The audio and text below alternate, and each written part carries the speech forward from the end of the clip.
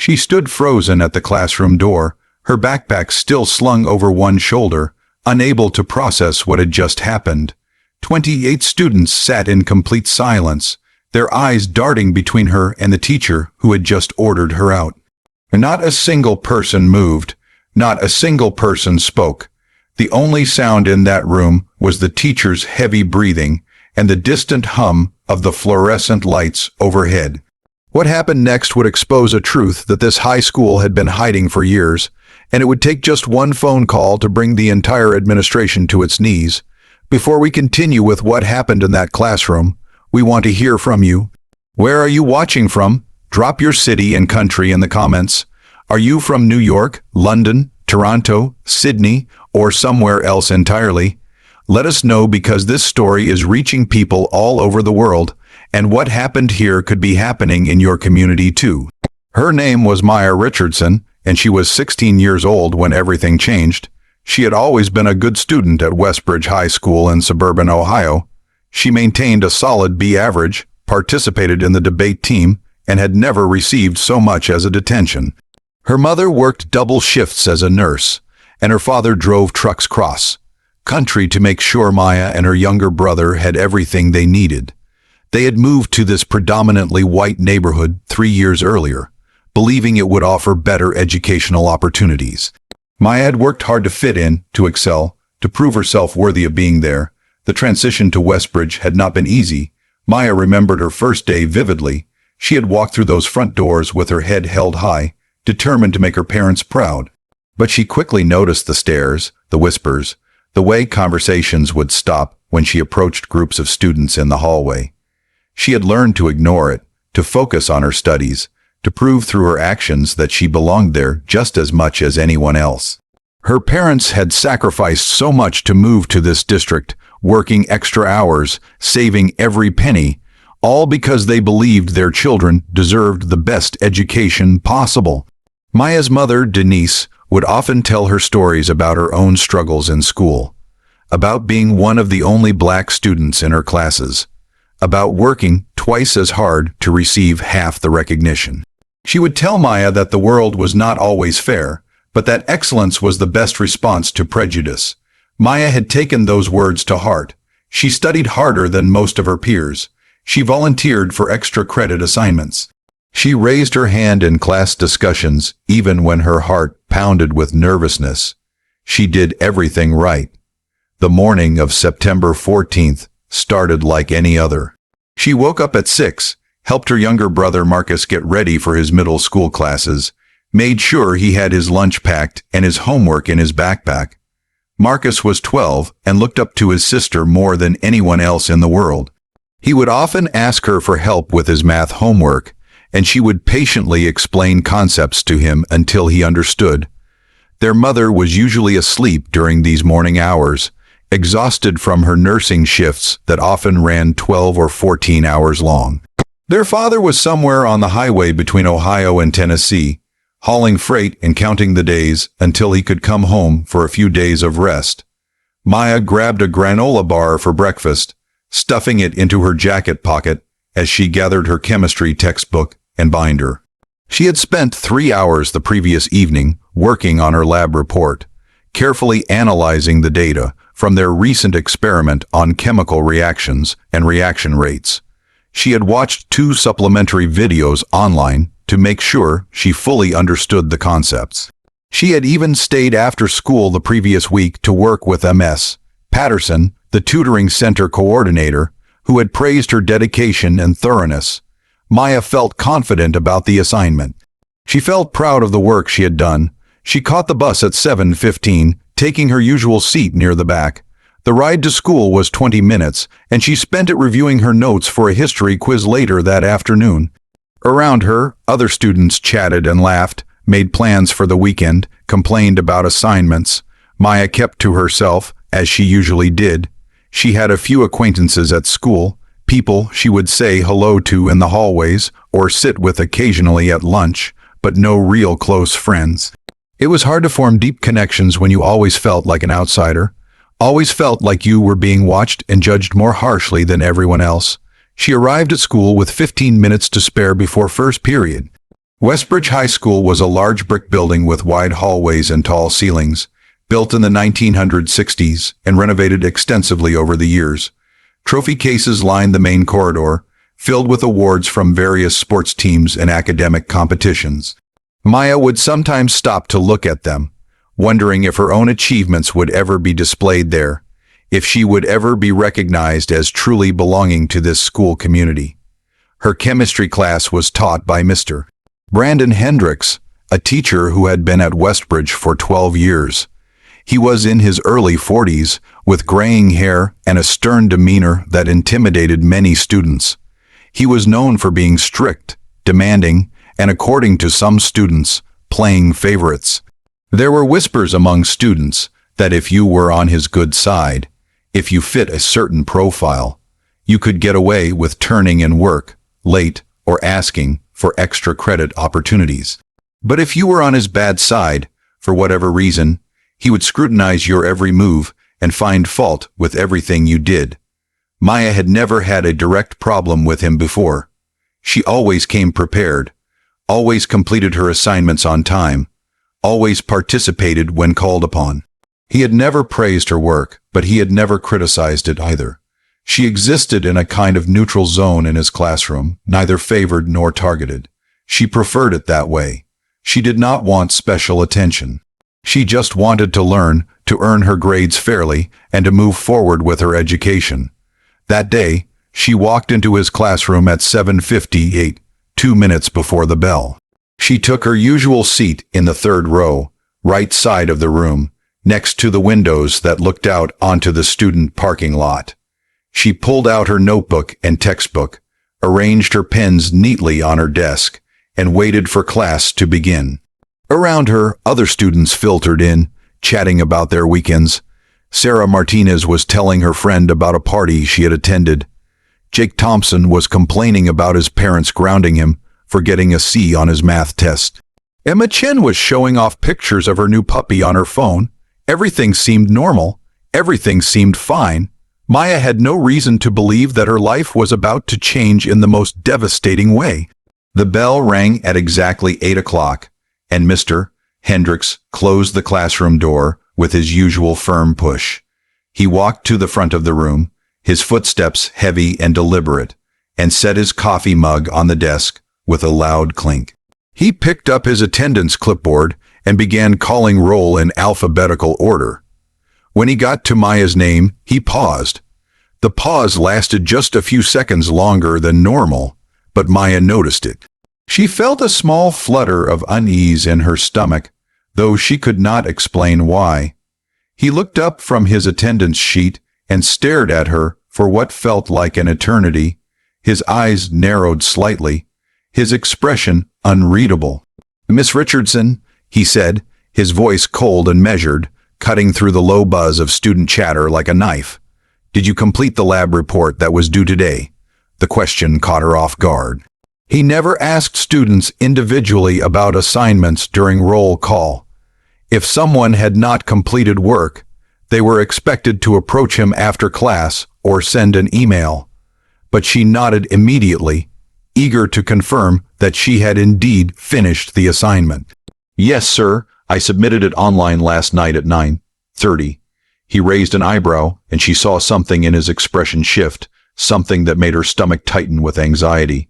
"Are you certain about that?" Maya felt confused by the question. Why would she not be certain? She clearly remembered sitting at her desk at home, reviewing her work one final time before clicking the submit button. She had even received a confirmation email from the school's learning management system. "Yes, sir, I'm positive. I can show you the confirmation email on my phone if you need to see it." Mr. Hendricks walked slowly toward her desk, his arms crossed over his chest in a posture that seemed both defensive and aggressive at the same time. Other students were beginning to sense that something unusual was happening. The casual conversations died down. Heads turned toward the front of the room, toward Maya's desk, watching with growing curiosity. "That won't be necessary. However, I need to address something with you. Your recent lab reports have shown a significant improvement in quality. Too significant, one might say. The room went completely quiet. Every student stopped what they were doing and turned to watch. Maya felt her heart start to pound in her chest, a rapid drumbeat of anxiety and confusion. She could feel the eyes of her classmates on her, could sense their attention focused on this unexpected confrontation. "I don't understand what you mean, Mr. Hendricks. I mean," he said, stopping directly in front of her desk and looking down at her with an expression that was both accusatory and condescending, "that I find it highly suspicious that a student who was earning C's on lab reports at the beginning of the semester is suddenly producing A-level work. It suggests to me that perhaps you're receiving unauthorized assistance." She felt the blood drain from her face. The words hit her like a physical blow. Unauthorized assistance. He was accusing her of cheating. He was standing in front of the entire class, in front of 27 of her peers, and accusing her of cheating. She struggled to find her voice, struggled to form words through the shock and humiliation. "I'm not cheating, Mr. Hendricks. I've been working really hard. I stayed after school twice last week to get help from Ms. Patterson in the tutoring center. I've been watching extra videos online to understand the concepts better. I've been studying every night." He held up a hand to silence her, as if her explanation was nothing more than noise he did not want to hear. "I'm not interested in excuses. What I am interested in is academic integrity. And based on the evidence before me, I have reason to believe you are not producing your own work."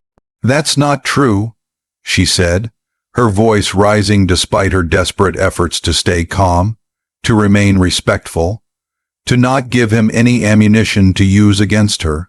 "I did all the work myself. You can ask Ms. Patterson. She can verify that I've been getting tutoring. She can tell you about the questions I asked, about the concepts we worked through together." Mr. Hendricks leaned down, placing both hands on her desk, his face now only inches from hers. She could smell the coffee on his breath, could see the small burst capillaries in his eyes. His voice was low, but filled with barely contained anger. "Are you raising your voice to me in my classroom?" She swallowed hard, forcing herself to speak more quietly, though her voice trembled with emotion. "No, sir, I'm just trying to explain that I didn't cheat. I worked hard for those grades. I earned them." "Well, until I can verify the authenticity of your work, I'm going to have to ask you to leave my classroom. I don't tolerate cheaters, and I certainly don't tolerate students who argue with me when I address their misconduct." The words hung in the air like poison, seeping into every corner of the room. Around them, 27 students sat in stunned silence, watching the scene unfold like spectators at a car crash. No one moved. No one spoke up. No one defended her. Sarah Martinez, who had borrowed notes from Maya just last week, stared down at her desk. Jake Thompson, who had asked Maya for help understanding a concept just 2 days ago, looked out the window. Emma Chen, who had smiled at Maya in the hallway that very morning, examined her fingernails with sudden intense interest. "Mr. Hendricks," Maya said, her voice trembling now, tears beginning to well up in her eyes despite her desperate efforts to hold them back, to maintain her composure, to not give him the satisfaction of seeing her break. "Please don't kick me out. I didn't do anything wrong. I promise you, I earned those grades. Just let me prove it to you. Give me a quiz right now on the material. I'll show you that I understand it. I'll show you that I did the work myself." His jaw tightened, and she saw no compassion in his eyes, no willingness to consider her offer, no recognition of her as a human being who deserved basic fairness and respect. "Miss Richardson, I've asked you to leave. Don't make this more difficult than it needs to be. But this isn't fair," she said, the tears now spilling over despite her best efforts, rolling down her cheeks in hot streams of humiliation and injustice. "You're accusing me of cheating without any proof. You're punishing me for improving my grades. How does that make any sense? Why would working hard and getting better be suspicious? Isn't that what I'm supposed to do?" Mr. Hendricks straightened up and walked to the classroom door, opening it wide with a gesture that was both dismissive and final.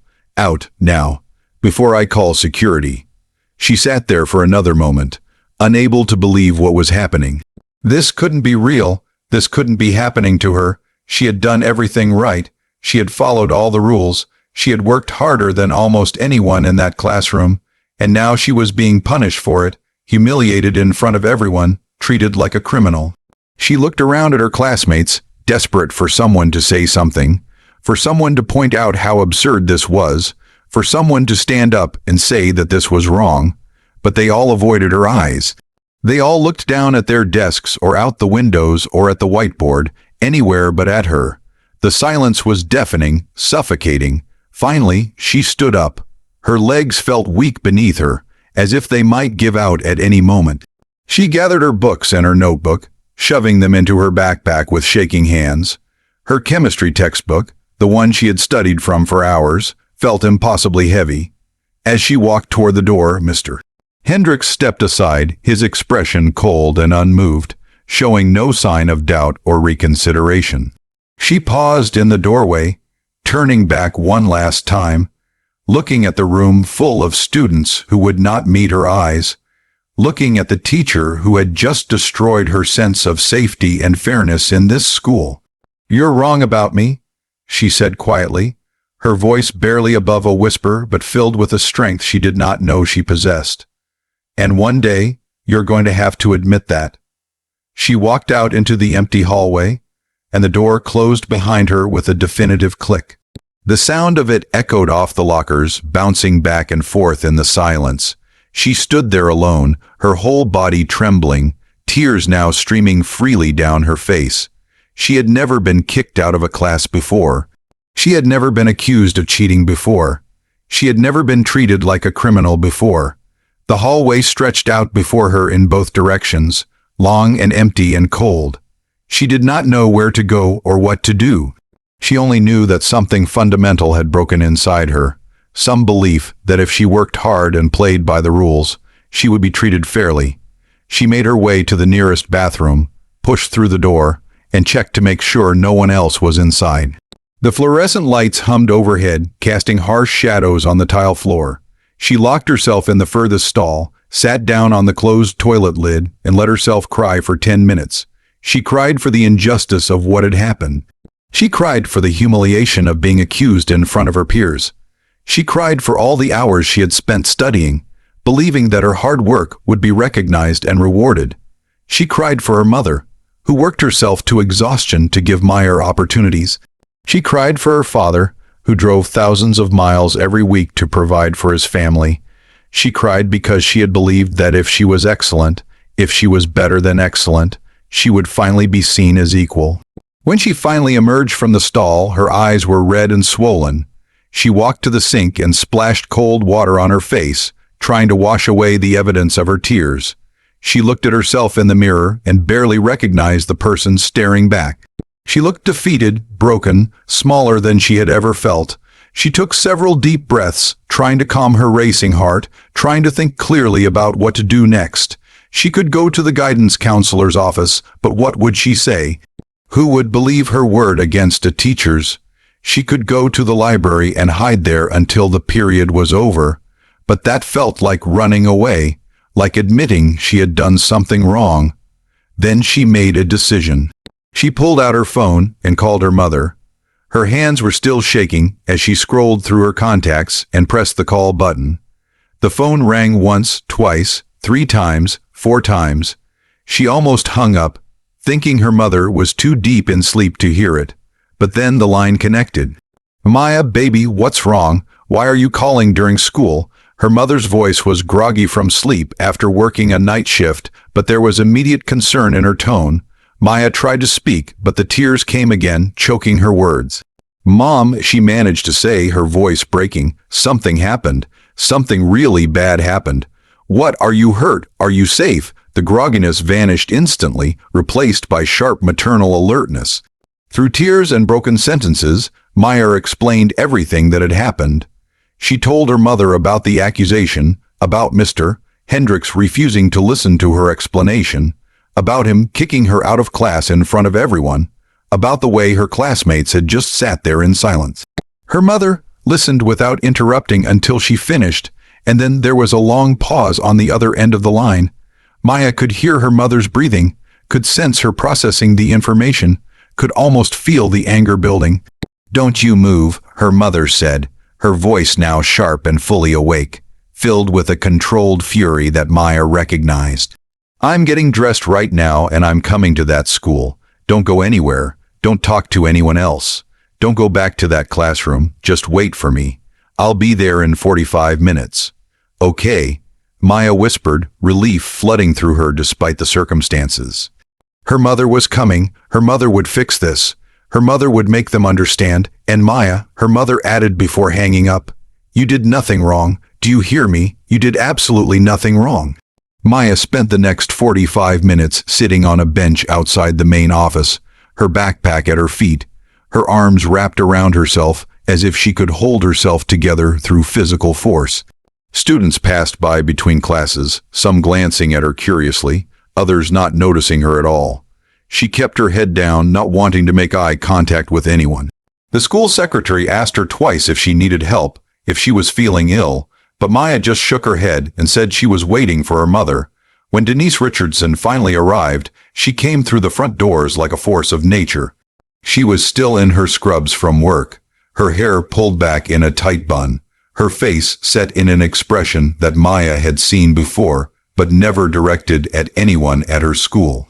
It was the expression her mother wore when she was fighting for something important, when she was not going to back down no matter what. She spotted Maya immediately and walked over, pulling her daughter into a tight hug. "You okay, baby?" she asked quietly. "No," Maya admitted, "but I'm glad you're here." "Come on," Denise said, taking Maya's hand. "Let's go have a conversation with your principal." They walked into the main office together. Denise approached the secretary's desk and spoke in a voice that was polite, but left no room for argument. "I need to speak with Principal Walsh immediately. My daughter has been wrongfully accused of cheating and removed from her classroom without due process. This is an urgent matter." The secretary, a middle-aged woman named Mrs. Henderson, who had worked at the school for 15 years, looked startled by Denise's intensity. "Let me see if she's available. Can I have your name, please?" "Denise Richardson," and she will make herself available. 10 minutes later, Maya sat in Principal Walsh's office with her mother beside her. Dr. Catherine Walsh, the principal of Westbridge High School for 8 years, sat behind her large mahogany desk with a carefully neutral expression that probably served her well in difficult situations. The office walls were lined with diplomas and certificates, proof of her educational credentials and administrative training. Mr. Hendricks had been called down and sat in a chair against the wall, his arms still crossed, his face still set in that same cold mask that Maya had seen in the classroom. Maya's mother, Denise Richardson, was a woman who had worked her entire life, who had fought for everything she had, who had sacrificed endlessly for her children. She had grown up in a working-class neighborhood, put herself through nursing school while working 2 jobs, and never asked for anything she had not earned. And right now, looking at the teacher who had humiliated her daughter, she was barely containing her rage. "Let me make sure I understand this correctly," Denise said, her voice dangerously calm in a way that Maya recognized as more threatening than shouting. "You accused my daughter of cheating because her grades improved. You did this without any evidence. You did this without checking her submission timestamps or reviewing any of her work. You did this without contacting me or consulting with any other teachers. And then, when she tried to defend herself and offered to prove her knowledge on the spot, you kicked her out of your classroom. Is that accurate?" Dr. Walsh looked uncomfortable, shifting in her leather chair. "Mrs. Richardson, I understand you're upset, but I'm sure there's been a misunderstanding here. I'm certain we can resolve this. I'm not talking to you yet," Denise said, her eyes never leaving Mr. Hendricks. "I asked him a question. Is that what happened?" Mr. Hendricks shifted in his seat, his expression defensive. "Mrs. Richardson, your daughter's improvement was suspicious. In my professional judgment, it warranted investigation. When she became argumentative and disrespectful, I exercised my right as a teacher to remove a disruptive student from my classroom. Teachers have the authority to maintain order and discipline in their classrooms, and I was simply argumentative. Denise's voice rose, cutting through his explanation. She asked you for a chance to prove she didn't cheat. She offered to take a quiz on the spot. She offered you evidence. How is that argumentative? How is a student defending herself against a false accusation disrespectful? She raised her voice to me. Mr. Hendricks said, his own voice becoming louder. She questioned my authority in front of the entire class. She made it impossible for me to maintain control of the classroom environment. She defended herself against a false accusation. Denise shot back, leaning forward in her chair. Any person with an ounce of self-respect would do the same. If someone accused you of stealing without any evidence, would you just sit there quietly and accept it? Or would you speak up for yourself, Dr. Walsh held up her hands in a gesture, meant to calm the situation. Please, let's all take a breath here. I think we need to approach this systematically. Mr. Hendricks, have you reviewed Maya's lab report submissions? Have you checked the online portal to verify the submission times and dates? Have you compared her recent work to her earlier submissions? Identify specific instances of suspected plagiarism or unauthorized assistance. He hesitated, and in that hesitation, Maya saw the truth. He had not done any of those things, not yet. I was planning to do so after class. I intended to conduct a thorough review during my planning period. So you accused her of cheating before verifying any of your suspicions? Dr. Walsh's tone had shifted, becoming sharper, more critical. You removed her from your classroom and humiliated her in front of her peers based solely on your intuition. I was using my professional judgment based on years of teaching experience. He said defensively, I've been teaching for over a decade. I know when something doesn't add up. I've seen patterns of cheating before, and this fit the profile. Denise leaned forward even further, her elbows on her knees, her eyes boring into Mr. Hendricks with an intensity that made him shift uncomfortably. Let me tell you what I think your professional judgment was really based on. My daughter is one of only 7 black students in your chemistry class. She's one of maybe 30 black students in this entire school of 600. She walks into your room every day, sits in the 3rd row, keeps her head down, does her work, and doesn't cause problems. But the moment her grades start improving, the moment she starts excelling, suddenly you decide she must be cheating. Suddenly, a black girl doing well is suspicious to you. Suddenly, her success needs to be questioned and investigated. That is absolutely not what this is about, Mr. Hendricks said, his face reddening, his voice rising to match hers. This has nothing to do with race. I resent the implication that I would treat any student differently based on their ethnicity. I have black students in my classes every year, and I treat them all with the same fairness and respect that I show every other student. Doesn't it? Denise's voice was like steel now, cold and cutting.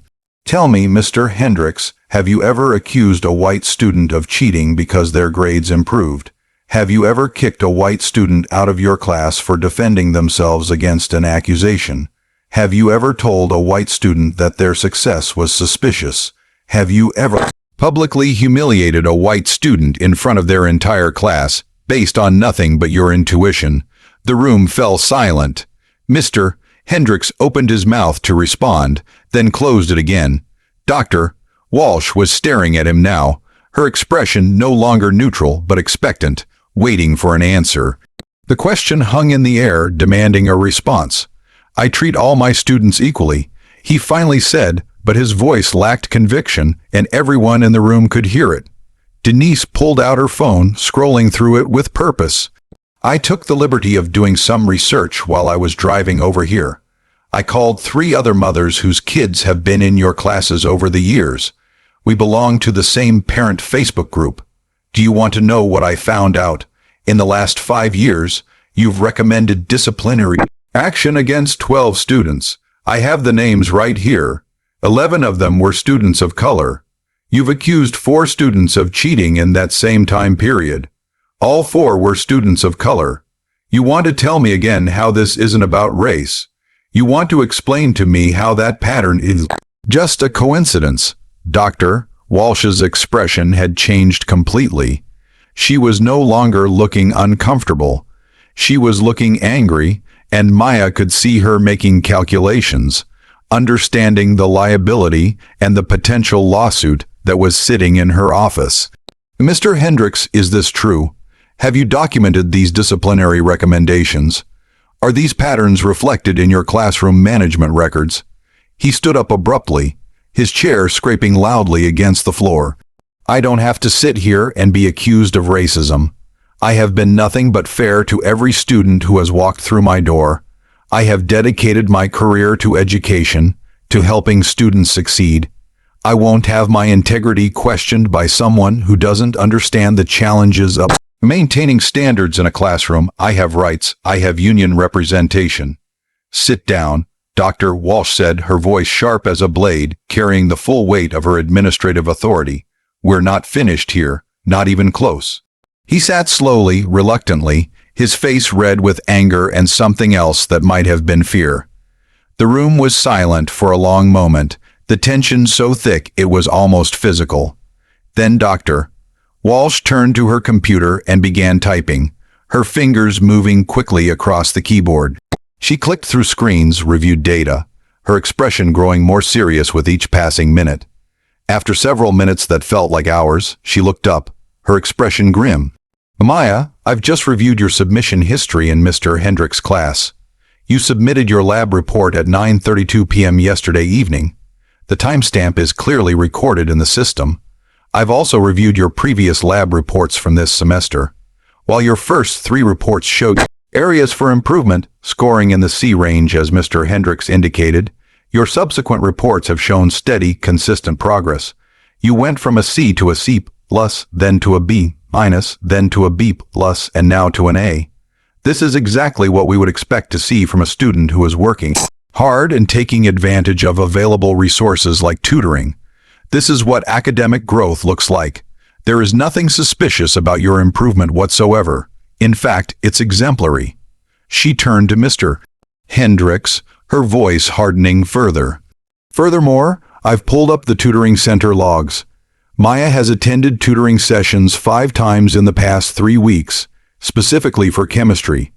Ms. Patterson has noted in her records that Maya is a dedicated student who asks excellent questions and demonstrates genuine understanding of the material. She has documented specific concepts they worked on together, and those concepts align perfectly with the topics covered in the lab reports where Maya's grades improved."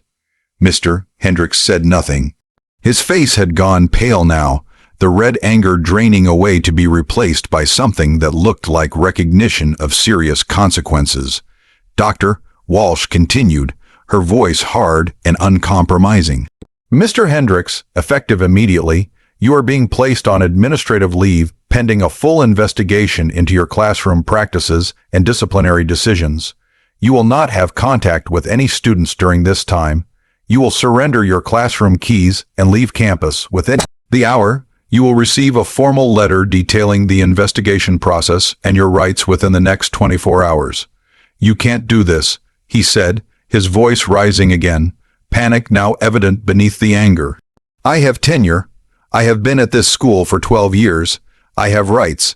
The teachers' union will fight this. You can't just remove me from my classroom based on one complaint from one parent. And Maya Richardson has rights too," Dr. Walsh said, her voice cutting through his protests. "The right to learn in an environment free from discrimination. The right to be treated fairly and equally regardless of her race. The right not to be falsely accused and humiliated in front of her peers.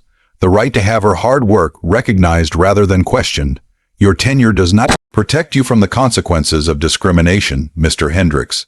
It protects you from arbitrary dismissal, not from accountability for your actions. I suggest you contact your union representative immediately." She turned to Maya and Denise, her expression softening slightly. "Mrs. Richardson, Maya, I cannot apologize enough for what happened today. This should never have occurred. This represents a failure on multiple levels, and I take full responsibility for not identifying these patterns earlier. Maya, you will be transferred to a different chemistry class with Mr. Patterson, who is an excellent teacher and who has a proven track record of supporting all students equitably. Your grade in Mr. Hendricks' class will be transferred with you, and this incident will not appear on your permanent record in any way. Additionally, I would like to offer you counseling services if you feel they would be helpful in processing what happened. We have an excellent school counselor who specializes in helping students deal with difficult situations. Denise nodded slowly, but her expression remained skeptical. That's a start, but I think we need to have a larger conversation about the culture in this school and how students of color are being treated across all classrooms, not just Mr. Hendricks. If he's been doing this for 5 years, why hasn't anyone noticed? Why hasn't anyone stopped it? How many other students has he hurt? How many other teachers are treating students of color differently? I agree completely, Dr. Walsh said without hesitation. And I promise you that conversation will happen.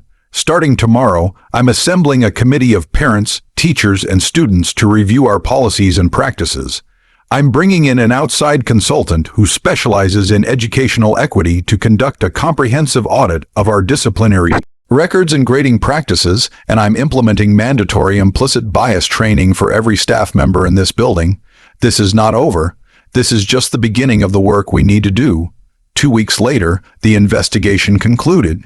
Mr. Hendricks was found to have engaged in a pattern of discriminatory behavior towards students of color over multiple years. The investigation revealed that he had recommended disciplinary action for students of color at nearly 3 times the rate of white students, even when controlling for actual behavioral infractions. He had assigned lower grades to students of color for work of comparable quality to white students. He had provided less detailed feedback to students of color on their assignments. And he had created a classroom environment where students of color felt less welcome, less valued, and less likely to participate. Based on these findings, he was terminated from his position at Westbridge High School. The teachers' union filed a grievance on his behalf, but after reviewing the evidence, they quietly withdrew their formal challenge. The district implemented mandatory anti-bias training for all teachers and staff, not just at Westbridge, but at all schools in the district. They also established a committee to review disciplinary practices and ensure equity across all demographics. They created a system where parents and students could report concerns about discriminatory treatment without fear of retaliation. They hired additional counselors who specialized in supporting students of color in predominantly white schools. Meyer returned to chemistry class with Mr. Patterson. He was a younger teacher, only in his 3rd year, but he had a reputation for being passionate about science and genuinely caring about all his students. On her first day in his class, he pulled her aside after the bell rang and said quietly, "I heard about what happened. I just want you to know that in my classroom, hard work is always recognized and celebrated. I'm glad you're here, and I'm looking forward to watching you continue to excel." She continued to work hard, continued to attend tutoring, and continued to improve. By the end of the semester, she earned an A in the class, not because anyone gave it to her, not because of pity or guilt, not because the school was trying to make up for what had happened, but because she earned it through dedication, effort, and intelligence, just as she always had. But perhaps most importantly, what happened in that classroom that day started a conversation that spread far beyond Westbridge High School. Students began speaking up about their own experiences with discrimination, not just at Westbridge, but at schools throughout the district and beyond. They shared stories of being followed in stores, of having their IDs checked when white students were not, of being assumed to be less capable, less honest, less worthy. Parents began demanding accountability and transparency from school administrators. Teachers began examining their own biases, their own assumptions, their own blind spots. And slowly, painfully, with many setbacks and much resistance, Westbridge High School and schools like it began to change. Maya's story was featured in the local newspaper. Then it was picked up by regional media. Then national education policy organizations began citing it as an example of the urgent need for equity audits in schools. Maya received messages from students all over the country who shared similar experiences, who thanked her for speaking up, who said her courage had inspired them to report their own experiences with discrimination. This story is not unique. Similar incidents happen in schools, workplaces, and communities every single day. Students of color are accused of cheating at higher rates than white students, even when controlling for actual instances of academic dishonesty. They are disciplined more harshly for the same infractions. They are given fewer chances to prove themselves, fewer opportunities to explain, fewer pathways to redemption. The data is clear and has been clear for decades, but changing deeply ingrained patterns of bias requires more than just awareness. It requires action, accountability, and a willingness to confront uncomfortable truths. 3 months after the incident, Maya was invited to speak at a school board meeting about her experience. She was nervous, her hands shaking as she held her prepared notes, but her mother sat in the front row, nodding encouragement. Maya stood at the podium and looked out at the board members, the administrators, the parents, and the teachers who had come to hear her speak. "My name is Maya Richardson, and I'm a junior at Westbridge High School," she began, her voice quiet at first but growing stronger with each word. 3 months ago, I was accused of cheating in my chemistry class. I was accused not because there was any evidence, not because my teacher had reviewed my work, but because I had improved my grades through hard work and dedication. I was accused because my success was seen as suspicious rather than celebrated, and when I tried to defend myself, when I offered to prove my knowledge, I was kicked out of class and humiliated in front of my peers. She paused, looking down at her notes, then decided to speak from her heart instead. But what hurt even more than the accusation was the silence. 27 students sat in that classroom and watched what happened to me. Not one of them spoke up. Not one of them said this was wrong. Not one of them defended me, and I understand why. They were scared. They didn't want to become targets themselves. They didn't want to risk their own standing by standing up for someone else. But that silence is part of the problem too. She took a deep breath and continued. After the investigation was completed, several of my former classmates reached out to me. They apologized for not speaking up. They said they didn't know what to do. They said they felt uncomfortable but didn't want to make things worse. And I told them that I understand, but I also told them that next time they need to find the courage to say something. Because staying silent when you witness injustice makes you part of the problem, even if you didn't create it. Maya looked directly at the school board members. "I'm grateful for the changes that have been implemented at Westbridge and throughout the district. The bias training, the equity audits, the reporting systems, all of these things are important steps. But real change requires more than policy adjustments. It requires a fundamental shift in how we think about students of color, how we interpret their behavior, how we respond to their success. When a black student's grades improve, the first thought should be congratulations, not suspicion. When a black student speaks up for themselves, it should be seen as advocacy, not disrespect. When a black student walks into a classroom, they should feel welcomed, valued, and presumed competent." She shared more of her story, describing the hours spent in the tutoring center, the videos she watched to supplement her learning, the determination she felt to prove herself worthy of being at Westbridge. She talked about her parents, who sacrificed so much to give her opportunities, and how devastating it was to call her mother that day and tell her what had happened. She described the aftermath, the anxiety she felt every time she walked into a classroom, the hypervigilance about how her words and actions might be interpreted. "But I also want to talk about something else," Maya said, her voice becoming stronger. "I want to talk about the teachers who did support me, Ms. Patterson, who spent hours helping me understand chemistry concepts and who documented my progress so thoroughly that it became evidence in the investigation. Mr. Patterson, my new chemistry teacher, who welcomed me into his classroom and has encouraged my growth. Mrs. Chen, my history teacher, who checked in with me every day after the incident to make sure I was okay. These teachers remind me that not all adults in this building see me as a problem. Some see me as a student with potential." When she finished speaking, the room erupted in applause. Parents stood up, many with tears in their eyes. Several students who had been sitting in the back came forward to hug her. The school board president thanked her for her courage and promised that the district would continue its equity work. But the impact of Maya's story extended beyond that school board meeting. A video of her speech was posted online by a parent in attendance, and within days, it had been viewed hundreds of thousands of times. Education policy experts cited it in research papers and conferences. Teachers shared it in professional development sessions. Students across the country found validation in her words, recognizing their own experiences reflected in her story. The following semester, Maya was elected as a student representative to the district's equity committee. She worked alongside administrators, teachers, parents, and other students to develop new policies and practices. They created a comprehensive curriculum on implicit bias and systemic racism for all students, not just as a one-time presentation, but integrated throughout multiple subject areas. They established mentorship programs pairing students of color with successful professionals who looked like them. They diversified the teaching staff, actively recruiting teachers of color and providing support to help them thrive in predominantly white schools. Meyer also connected with other students who had experienced similar incidents in schools across the state. Together, they formed a student advocacy network focused on educational equity.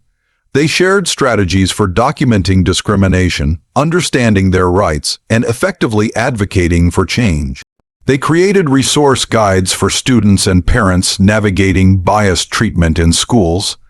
They testified at state legislative hearings about the need for stronger protections against discrimination in educational settings. Her classmates, the ones who had sat in silence that day, began to change as well. Some of them approached Meyer individually to apologize and ask how they could do better. She organized workshops on being an effective ally, teaching students how to speak up when they witness discrimination, how to use their privilege to protect more vulnerable students, how to create a classroom culture where everyone feels safe and valued. She emphasized that silence in the face of injustice was its own form of complicity, and that real allyship required risk and discomfort. Sarah Martinez, the student who had borrowed notes from Maya, became one of her closest allies in this work. She admitted that she had been terrified to speak up that day in Mr. Hendrick's classroom, afraid that if she defended Maya, she too would become a target. But after seeing the consequences of her silence, she committed to being braver. When she witnessed a substitute teacher making assumptions about a Latino student's English language abilities, Sarah spoke up immediately, pointing out the student's excellent performance in English class. When she heard students making racist jokes in the hallway, she called them out rather than walking past. She learned that using her voice on behalf of others was not just the right thing to do but essential to creating the kind of school community she wanted to be part of. Jake Thompson, the student who had looked out the window during Maya's confrontation, also had a transformation. He began attending the Equity Committee meetings as an observer, then as a participant. He realized that as a white male student, he had privileges that protected him from the kind of scrutiny Maya faced. He learned that his silence benefited him by allowing him to avoid difficult conversations and maintain comfortable relationships. But it came at the cost of his classmates' dignity and safety. He started speaking up in his classes when teachers made assumptions about students based on their race, even when it felt awkward or uncomfortable. He learned that his discomfort was a small price to pay for helping create a more just environment. Emma Chen realized that as an Asian American student, she occupied a complicated position in the school's racial dynamics. She was often held up as a model minority, used to invalidate the concerns of Black and Latino students. Teachers would sometimes say things like, "Well, Emma manages to succeed despite challenges, so everyone else should be able to as well," not understanding how these comparisons were harmful to all students of color. Emma began educating her peers and teachers about how model minority stereotypes harmed all students, creating divisions between communities of color and masking real instances of discrimination. She worked with Maya to ensure that Asian American student experiences were included in equity conversations, while never using those experiences to minimize the specific challenges faced by Black and Latino students. Mr. Patterson, Maya's new chemistry teacher, also became an advocate for change. He reflected deeply on his own practices, examining how his assumptions and biases might affect his teaching. He started recording himself teaching and reviewing the footage to see if he called on students equitably, if he provided the same quality of feedback to all students, if his body language and tone varied based on student demographics. He was sometimes uncomfortable with what he discovered, realizing that despite his good intentions, he had patterns of bias he needed to address. He shared his learning process with other teachers, modeling the kind of vulnerability and self-examination that real change requires. The school administration continued its equity work as well. Dr. Walsh, the principal, committed to transparency and accountability. She published annual reports showing disciplinary data disaggregated by race, grade distributions by teacher and student demographics, and participation rates in advanced courses. When the data revealed disparities, she worked with teachers to understand root causes and implement solutions. She knew that some teachers resented the scrutiny, complaining about being micromanaged or accused of racism, but she held firm. Student well-being and equity were non-negotiable priorities. The district hired Dr. Sandra Williams, a nationally recognized expert on educational equity, to serve as the district's first director of diversity, equity, and inclusion. Dr. Williams brought both expertise and lived experience to the role. As a Black woman who had navigated predominantly white educational institutions throughout her career, she understood both the systemic nature of educational inequity and the personal toll it took on students of color. She implemented comprehensive training programs, but she also worked to change hiring practices, curriculum choices, and the way success was defined and measured in the district. As Maya's junior year progressed, she found herself becoming a leader not just in equity work, but in other areas as well. She was elected captain of the debate team, where she advocated for topics related to social justice and systemic racism to be included in competitions. She started a podcast called Uncomfortable Conversations, where she interviewed students, teachers, and community members about their experiences with race and privilege. The podcast gained a following beyond her school, with listeners from across the country writing in to share their own stories and ask for advice.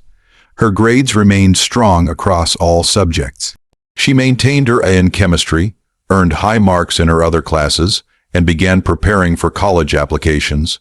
But she also maintained balance, spending time with friends, playing basketball in the community league, and volunteering at her mother's hospital. She was determined not to be defined solely by what had happened to her, even as she continued to work for change. Maya's mother, Denise, also became an advocate. She joined the district's Parent Equity Committee and became one of its most vocal members. She pushed for changes that went beyond Westbridge, advocating for equity policies in elementary and middle schools where patterns of bias often began. She connected with other parents of color in the district, creating a support network for families navigating challenges in predominantly white schools. She also educated white parents, helping them understand how they could support equity initiatives and raise children who would be effective allies. Her father, when he was home from his truck driving routes, attended school board meetings and equity committee gatherings. He spoke about his own experiences with discrimination, about being followed in stores, pulled over by police for minor traffic violations, and treated with suspicion in professional settings.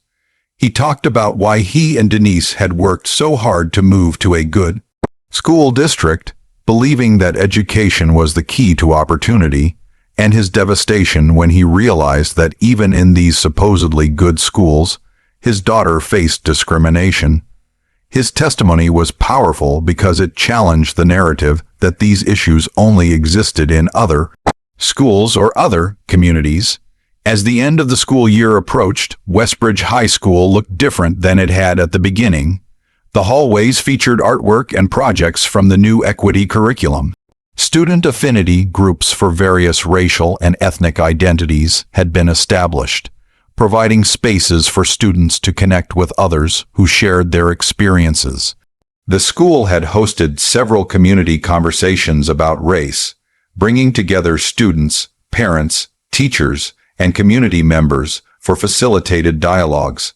Not everyone was comfortable with these changes.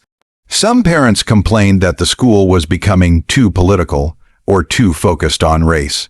Some teachers resisted the new requirements, arguing that they added unnecessary work to already overwhelming jobs.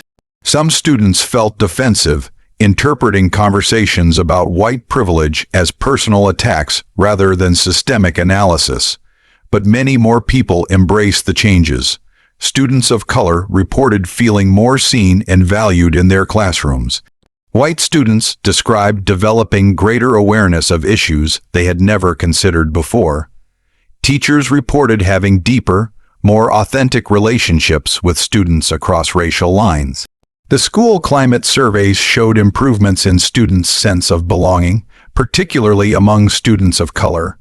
Maya was invited to speak at graduation, not as valedictorian, but as a student leader who had significantly impacted the school community.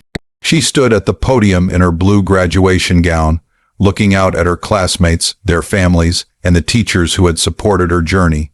She had spent weeks writing and revising her speech, wanting to capture both the pain of what had happened and the hope she felt for the future. When I think about what happened to me in September, she began, I don't just think about the accusation or the humiliation. I think about the choice that moment created for me. I could have let it break me. I could have internalized the message that my success would always be questioned, that I would never truly belong in spaces like this. I could have given up, transferred schools, stopped trying so hard, but I didn't. And the reason I didn't was because of all the people who refused to let that be the end of my story. She talked about her mother arriving at the school that day, about Dr. Walsh choosing accountability over convenience, about Ms. Patterson's documentation that became evidence of her hard work, about Mr. Patterson welcoming her into his classroom with genuine enthusiasm. She talked about her classmates, who eventually found the courage to become allies, about the community that rallied around her, about the changes that rippled out from one incident in one classroom. But I also want to acknowledge that this work is not finished. She continued. The systems that allowed what happened to me to occur for years without intervention are still in place in schools across this country.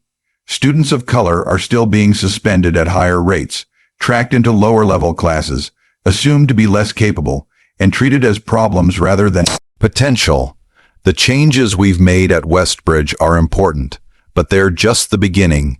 Each of you graduating today has a choice about what kind of world you want to create.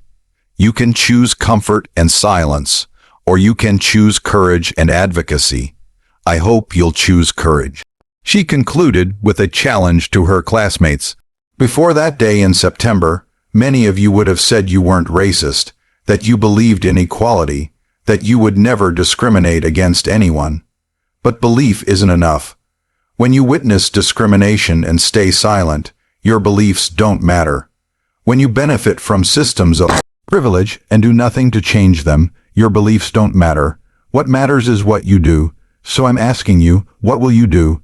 When you see injustice in your college dorm, in your workplace, in your community, will you speak up or stay silent? When you have the power to hire someone, to admit someone, to give someone a chance, will you examine your biases or trust your gut? When you raise children, will you teach them to be comfortable or to be just? The choice is yours, but the stakes are high.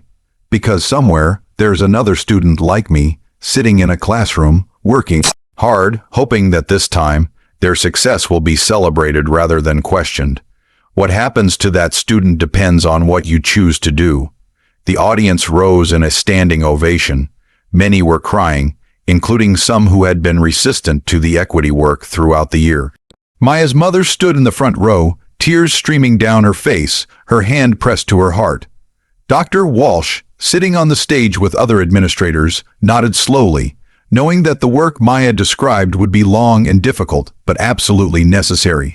After graduation, Maya prepared for college. She had been accepted to several universities and ultimately chose one with a strong social justice program and a commitment to supporting first-generation college students and students of color. She planned to study education policy, determined to work on systemic change that would prevent other students from experiencing what she had endured. She had received several scholarship offers, including one established specifically for students who had experienced discrimination in educational settings and used their experiences to advocate for change. Before she left for college, Maya returned to Westbridge one more time. She walked through the hallways, now empty for summer break, remembering both the painful moments and the transformative ones. She stopped outside Mr.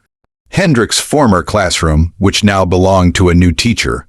Through the window, she could see that the room had been reorganized, the desks arranged in collaborative groups rather than traditional rows, posters on the walls celebrating diversity and inclusion. The room looked different, felt different. She thought about Mr. Hendricks sometimes, wondering if he had learned anything from what happened, if he had examined his biases and grown, or if he simply felt like a victim of political correctness. She hoped for the former, but suspected the latter. She had learned that not everyone was capable of the kind of self-reflection and change that real growth required. But she also learned that one person's resistance didn't have to stop progress. The work continued whether he was part of it or not. This story is not unique. Similar incidents happen in schools, workplaces, and communities every single day. Students of color are accused of cheating at higher rates, disciplined more harshly, and given fewer chances to prove themselves. The data is clear and has been clear for decades, but data alone doesn't create change. Change happens when people like Meyer refuse to accept injustice. Change happens when people like Denise fight fiercely for their children. Change happens when administrators like Dr. Walsh choose accountability over convenience. Change happens when teachers like Mr. Patterson and Ms. Patterson commit to equity in their daily practice. Change happens when students like Sarah, Jake, and Emma learn to use their voices and privileges to protect more vulnerable community members. If this story resonated with you, share it. If you've experienced something similar, share your story in the comments. If you want to be part of the solution, demand accountability in your own community. Start conversations about bias and discrimination in your schools, workplaces, and neighborhoods. Support students of color who speak up about their experiences. Challenge people who make assumptions based on race. Examine your own biases and privileges. Teach your children to be allies, not bystanders. Change happens when people refuse to sit in silent shock anymore. Change happens when people speak up, even when it's uncomfortable, even when it risks relationships, even when it's easier to look away. So we're asking you, where are you watching from? What's happening in schools in your city? And most importantly, what are you going to do about it? The conversation starts here, but it continues with you. Your silence or your voice, your action or your inaction, your courage or your comfort will determine whether stories like Maya's become relics of the past or continue to be painful realities for students of color. The choice is yours. What will you choose?